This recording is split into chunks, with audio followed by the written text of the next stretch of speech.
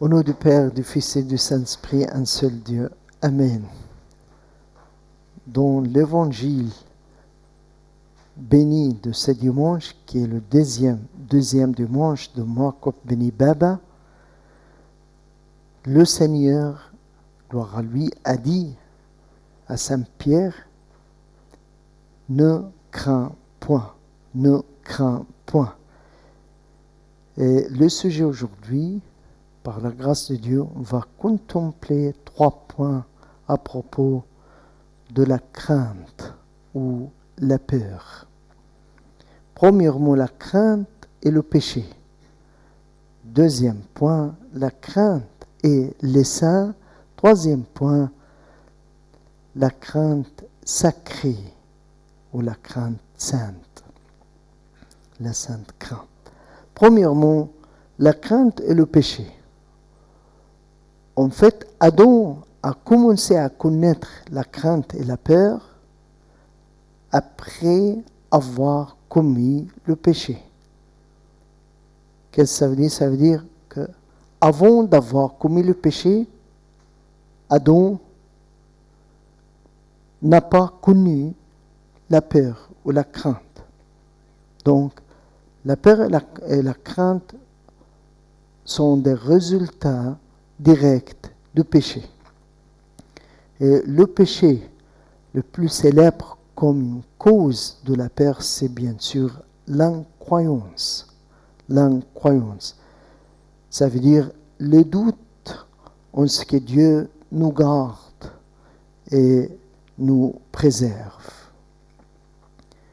Plusieurs types et genres de peur, comme la crainte de l'échec, comme le succès, la crainte de l'avenir mystérieux, même aussi la crainte de rencontrer une grande personnalité ou un chef. Encore, on peut voir la peur dans l'obscurité et aussi quand quelqu'un est dans la solitude. Même dans l'âge mûr de l'homme, la peur et la crainte persistent avec l'homme. Deuxième point, la crainte et les saints. En fait, les saints sont ceux qui ne craignaient rien. Mais pourquoi? Car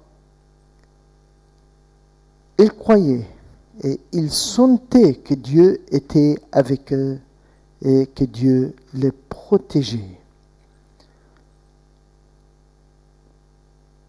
Chaque personne qui vit dans la sainteté chante avec le psalmiste, psaume 33, « Même si je marche dans la vallée de l'ombre de la mort, même si je marche dans la vallée de l'ombre de la mort, je ne crains aucun mal, car tu es avec moi. Je ne crains aucun mal, car tu es avec moi. » Et aussi, dans le psaume 27, le psalmiste chante « Le Seigneur est ma lumière et mon salut. De qui aurais-je peur? De qui aurais-je peur? Le Seigneur est ma lumière et mon salut. De qui aurais-je peur? » Des mots très connus et très célèbres de Saint Augustin. Il a dit « Je me suis installé au sommet de ce monde lorsque j'ai ressenti que je ne désire rien et que je ne crains rien.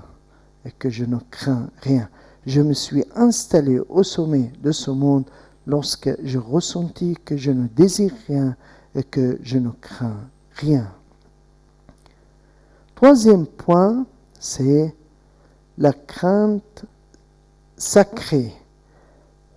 La crainte sacrée, c'est la crainte de Dieu. Et la Sainte Bible nous apprend que le principe de la sagesse, c'est de craindre le Seigneur. Psaume 111. Le principe de la sagesse, c'est de craindre le Seigneur.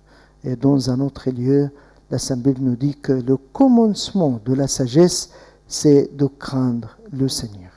Jésus lui-même, gloire à lui, nous a dit, ne craignez pas ceux qui tuent le corps. Ne craignez pas ceux qui tuent le corps, mais ne peuvent tuer l'âme. Craignez bien plutôt celui qui peut faire périr âme et corps dans la géhenne. Craignez bien plutôt celui qui peut faire périr âme et corps dans la géhenne. Matthieu 10, verset 28. Mais qu'est-ce que ça veut dire de craindre Dieu, de craindre le Seigneur?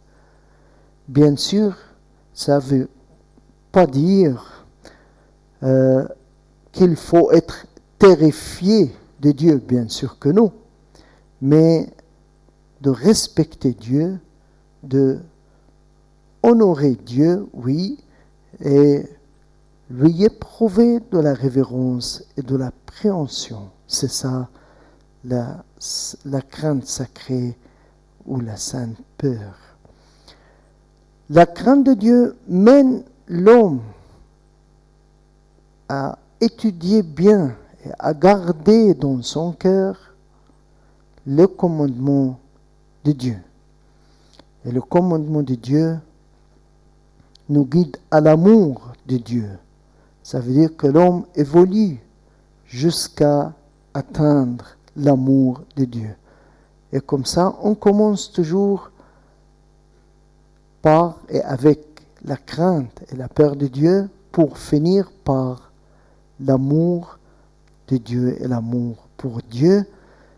Et la Sainte Bible, Saint Jean, le bien-aimé, nous dit dans son premier épître, dans sa première épître, chapitre 4, verset 18, « Mais le parfait amour jette dehors la crainte, mais le parfait amour jette dehors la crainte. » Donc le but de la crainte est de nous guider à l'amour parfait de Dieu.